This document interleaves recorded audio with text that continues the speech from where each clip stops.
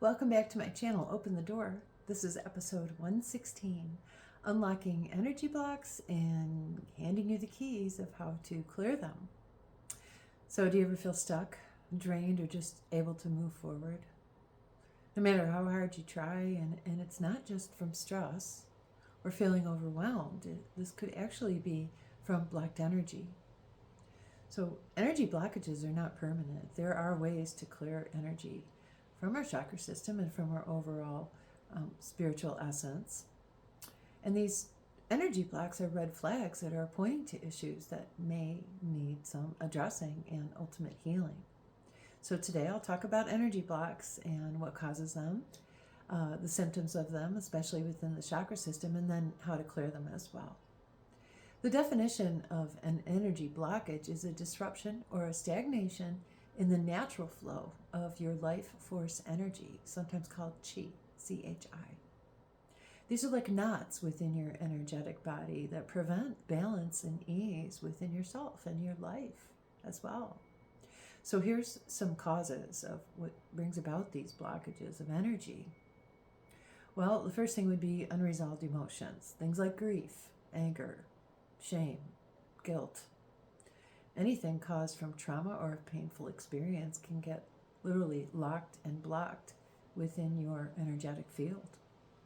Another cause would be negative self-talk, where you're always talking down about yourself, or you're adhering to limited beliefs and old conditioning that no longer apply to yourself or to your life, but maybe through feeling stubborn or out of pride and ego, you intend to cling to these old truths, but that's blocking the energy and it's blocking the space that's needed for your new way of looking at things.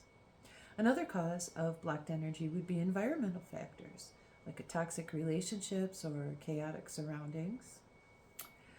Trauma and painful experiences, as I mentioned before, anything that causes a shock to your system, whether it's abuse, neglect, or betrayal, can definitely block energy. And then there's spiritual disconnection, another form of blocked energy, where we feel like we've lost touch with our intuition and our inner guidance and our higher perspective as well.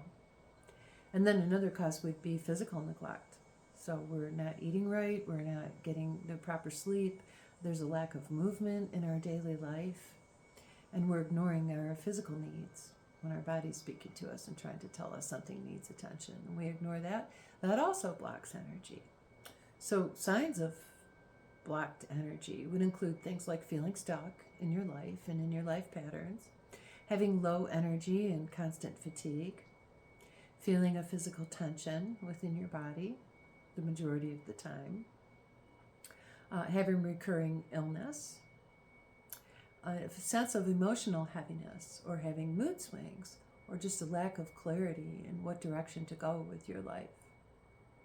So relating to the chakra systems, now I'm going to start at the base of the spine with the root chakra and just describe symptoms of blocked energy within those particular chakras to help you understand a little better. So for the root chakra, which is where our sense of security and stability resides, if you've got blocked energy in the root, you may be feeling insecure and feeling a strong sense of fear or having a lot of worries about your survival. Moving up from the base of the spine, the next chakra would be found right below the navel, and that's called your sacral. Your sacral chakra is the center and the space where your creativity lives. Your emotions rise from the sacral, as well as anything to do with intimacy. So blocked energy in the sacral would include symptoms like feelings of guilt, having blockages and blocked creativity, and also intimacy issues. The next chakra is located just above the navel, and this one's your power center. It's called the solar plexus. And symptoms that arise with blocked energy in the solar plexus include low self-confidence and low self-esteem. Moving up now to the heart chakra. So the heart, of course, is related to anything to do with love, be it self-love or love for others. And a blocked heart chakra will have feelings of unresolved guilt and an ability to give and or receive love as well. The next chakra is your throat chakra, and it's related to communication and expression. And a blocked throat chakra would include feelings of having to suppress your truth and not being able to speak or express yourself when you should. The next chakra is the third eye, found right in between the eyebrows. And this is the source of your inspiration, your intuition, and your imagination. So a blocked third eye would have a lack of trust in your intuition and having no inspiration. And then the seventh chakra, located right above the top of the head, this is your crown chakra. And that's the source of our connection to our higher self and to our creator. So when it's blocked, we feel disconnected from our creator, from source, and a disconnection from our spirituality as well. So here's some steps and or keys that you can take to help clear your energy field. And as with most things in the healing journey, the first step is awareness. So awareness and acknowledgement is the first step. And through this recognition, you might find it through journaling, meditation, self-reflection, or even doing a body scan. You will become aware of where this energy is blocked. It might be good to just ask yourself mentally, or even write this down, where do I feel heavy, stuck, or unworthy? And just by putting that question out there into the universe, whether you've spoken it or written it down, opens up your consciousness to give you the answer. So awareness is the first step. Second step would be use movement and breath work to clear and cleanse energy. So energy needs to move in order for it to be cleared. So that can be done through physical activities like running or walking, yoga, dancing, or even shaking the body. And then be sure to use deep breathing exercises as well to clear and cleanse your energy.